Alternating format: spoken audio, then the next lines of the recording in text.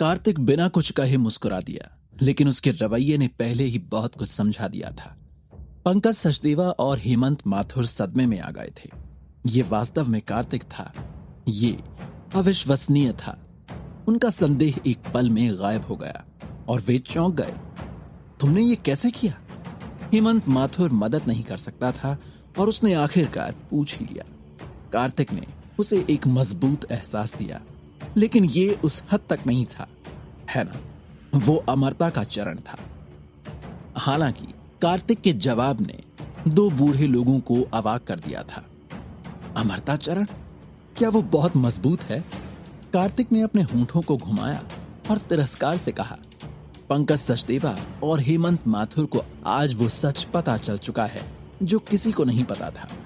पंकज सचदेवा और हेमंत माथुर की नजर में कार्तिक के दबंग शब्द एक अंडरस्टेटमेंट थे और कार्तिक की नजर में अमरता का चरण बहुत कमजोर था। इसने उन्हें स्तब्ध कर दिया था, लेकिन कार्तिक को ऐसा नहीं लगा कि उसने कोई भी गलत बात कही है। उसकी जानकारी में अमरता चरण का साधना आधार बहुत मजबूत नहीं था। बाद के चरण वास्तव में पावरफुल थे। जहां तक उसकी बात है, उसकी दृष्टि सर्वोच्च थी।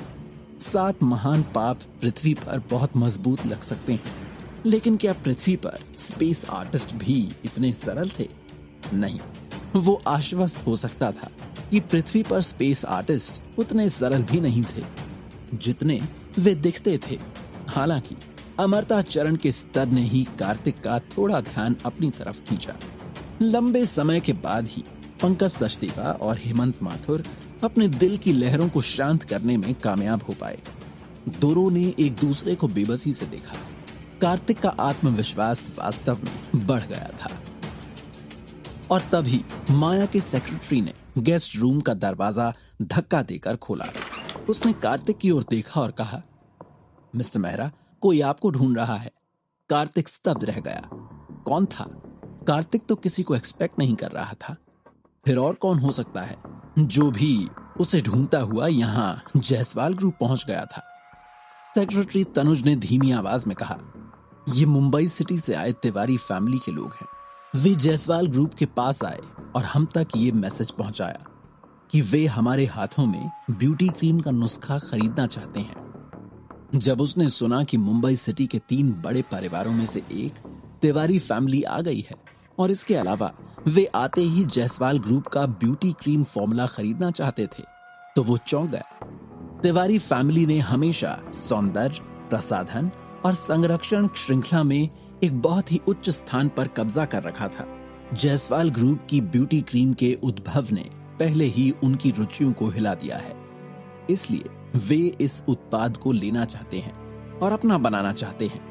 पंकज सचदेवा ने धीरे से कहा। वो तिवारी फैमिली के बारे में काफी अच्छी तरह जानता था।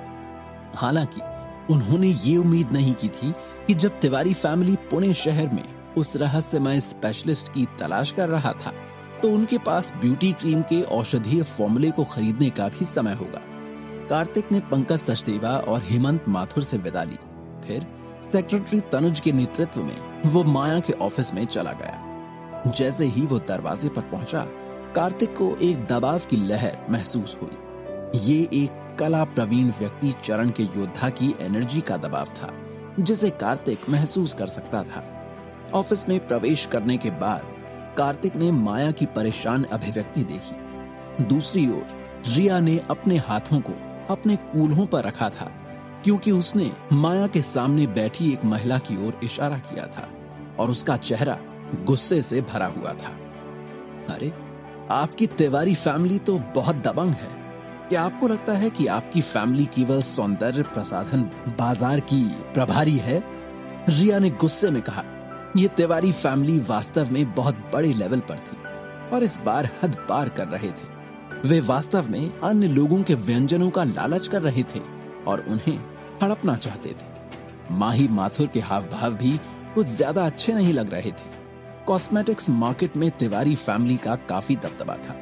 ये माथुर फैमिली से भी अधिक मजबूत था और माथुर फैमिली की तुलना में इसके बहुत अधिक संबंध थे। हालांकि तिवारी फैमिली का बाजार मुंबई शहर में था और माथुर फैमिली पुणे शहर में था। पुणे शहर में कई शॉपिंग मॉल अभी भी तिवारी फैमिली को कुछ कंपटीशन दे सकते थे। तिवारी फैमिली की प्रतिनिधि जिसने बैंगनी रंग की पोशाक पहनी हुई थी और उसके साथ जो आदमी था, उन दोनों ने कार्तिक को ऊपर से आते हुए देखा, लेकिन दोनों खड़े नहीं हुए। इसके बजाय उन्होंने अपनी कुर्सियां घुमाई और उसकी ओर देखा। उस औरत के मुंह का कोना जो बैंगनी रंग की लिपस्टिक से लिपटा हुआ था, थोड़ा ऊपर उठा हुआ था। ये वही मिस्टर मेहरा होगा जिसने ब्यूटी क्रीम का आविष्कार किया था। मैं सीधे मुद्दे पर आती हूँ और ब्यूटी क्रीम के फॉर्मूले को तिवारी फैमिली को बेचने का प्रस्ताव रखती हूँ, जिसके लिए तिवारी फैमिली काफी भारी कीमत देने को तैयार है। नैना तिवारी ने इसे बहुत लापरवाही से कहा, जैसे कि ये कोई बड़ी बात ना हो। भविष्य में तिवारी फैमिली सौंदर्य क्रीम का पूर्ण नियंत्रण ले लेगा। दूसरे शब्दों में, जायसवाल ग्रुप और माथुर फैमिली अब सौंदर्य क्रीम में इंटरफेयर नहीं कर सकते हैं।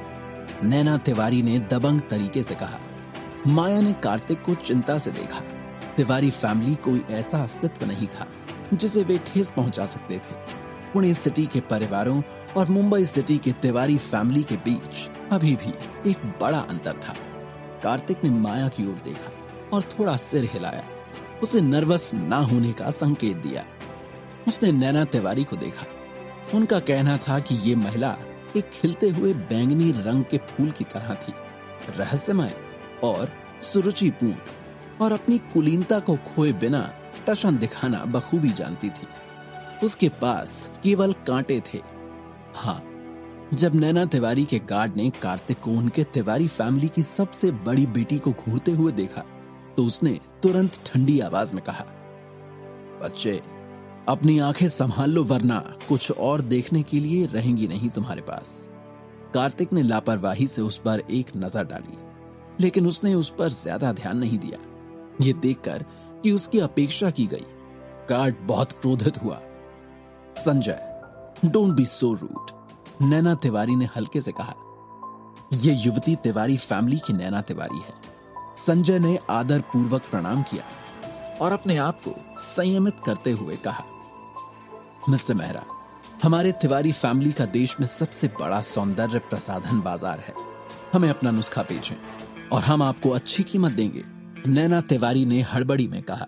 डेवलपर के रूप में आपको यह भी उम्मीद करनी चाहिए कि आपके उत्पादों का व्यापक बाजार हो। नैना तिवारी ने कार्तिक की तरफ देखा, फिर अपने बैग से एक चेक निकाला। उस पर राशि लिखी थी 10 करोड़। उसने चेक को माया की मेज पर रख दिया, जैसे कि उसने मान लिया था कि माया और कार्तिक इस चेक को एक्सेप्ट करने के अलावा और कुछ करेंगे ही नहीं। नैना तिवारी के होंठ थोड़े मुड़े हुए थे। हालांकि वो यहाँ खोजने के लिए आई थी एक स्पेशलिस्ट को जिसने लाल सानक या लोहासुर को मार गिराया था। लेकिन साथ ही में अगर वो इस नुस्खे को खरीद ले तो इससे अच्छी और क्या बात हो सकती है। इसके अलावा उसे विश्वास था कि जायसवाल ग्रुप और कार्तिक उसके प्रस्ताव को अस्वीकार नहीं करेंगे। नैना तिवारी ने चेक को डेस्क पर रखा और कार्तिक को उदासीनता से देखा, जैसे कि वो माया और कार्तिक का उसे लेने के लिए इंतजार कर रही थी। कार्तिक आगे बढ़ा और उसने वो चेक उठाया। उसकी हरकत ने सभी की नजरों में ऐसी पिक्चर प्रेजेंट की जैसे उसने नैना तिवारी की शर्तों को स्वीकार कर लिया था और वो तिवारी फैमिली को ब्यूटी क्रीम के नुस्खे को बेचना चाहता था। कार्तिक, तुम सच में नुस्खे को बेचने नहीं जा रहे हो, है ना? माया घबराई और वो स्तब्ध थी। वर्तमान में ब्यूटी क्रीम से जायसवाल ग्रुप को बहुत प्रॉफिट हुआ था। ब्यूटी क्रीम पर भरोसा करके जायसवाल ग्रुप पुणे शहर की शीर्ष कंपनियों में से एक बन सकता है। इसकी ग्रोथ तो बस अभी शुरू ही हुई थी और कार्तिक ये सब कुछ स्थगित करके तिवारी फैमिली को देने वाला था। ये निश्चित रूप से जायसवाल ग्रुप पर बहुत बुरा असर लाएगा। ये वो रिजल्ट नहीं था जो माया देखना चाहती थी। माही माथुर ने कार्तिक को देखा। अगर कार्तिक ने नुस्खा बेचा तो माथुर फैमिली को निश्चित रूप से नुकसान होगा। अब क्योंकि मिस्टर मेहरा सहमत हो गए हैं तो मैं तुरंत किसी को अग्रीमेंट का ड्राफ्ट तैयार करने के लिए भेजती हूँ। समय आने पर मैं आपको इस पर सिग्नेचर करने के लिए फिर से परेशान करूंगी। नैना तिवारी उठ गई और जाने की तैयारी करते हुए उसने अपना धूप का चश्मा पहन लिया। पुणे शहर की इस यात्रा को कुछ अप्रत्याशित प्रॉफिट माना जा सकता है।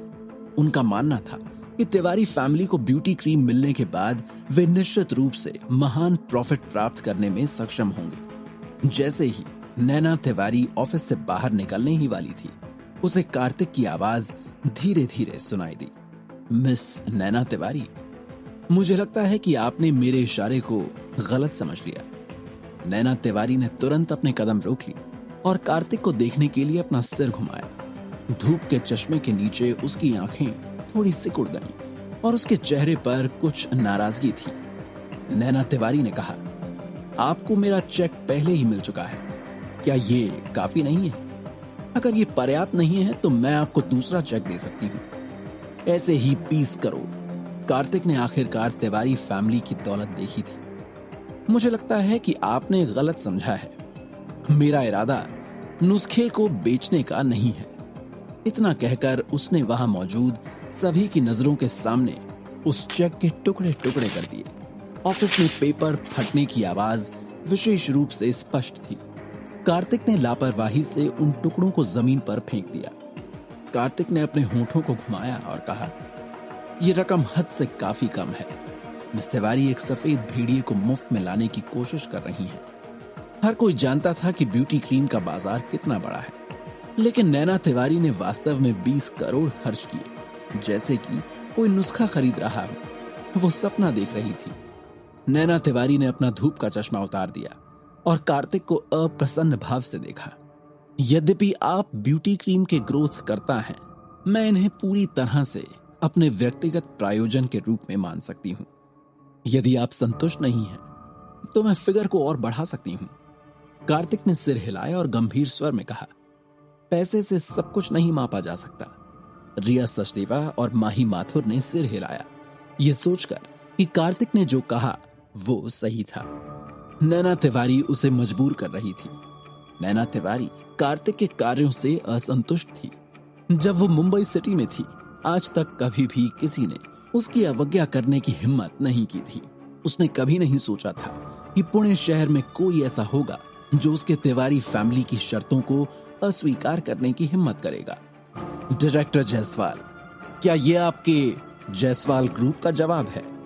नैना तिवारी ने माया की ओर देखा। जायसवाल ग्रुप की डायरेक्टर माया थी।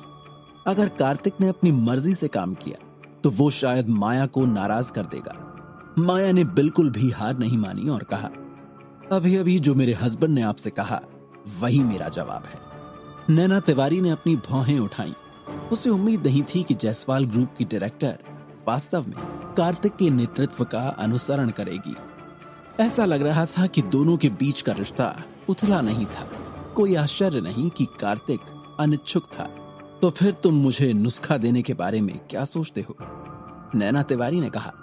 कार्तिक हल्के से हंसा और कहा, मिस नैना तिवारी, क्या आपको नहीं लगता कि आप बहुत असभ्य हैं?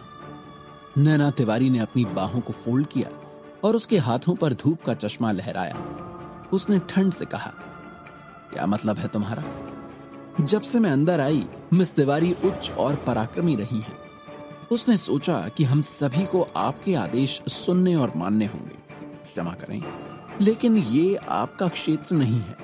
नैना तिवारी की नाजुक भौहें एकदम से ही कस गई थी और उसने कार्तिक को ठंड से देखा। नैना तिवारी, अपनी हद पार मत करो। ये मुंबई सिटी नहीं है, ये पुणे है, पुणे। इन लोगों का पुणे। और तुम जो ये कर रही हो ये ठीक नहीं है। दूसरों को मजबूर करने के लिए हमेशा अपने गलत तरीकों का और पावर का इस्तेमाल करना सही नहीं है। रिया सचदेवा बाहर खड़ी थी।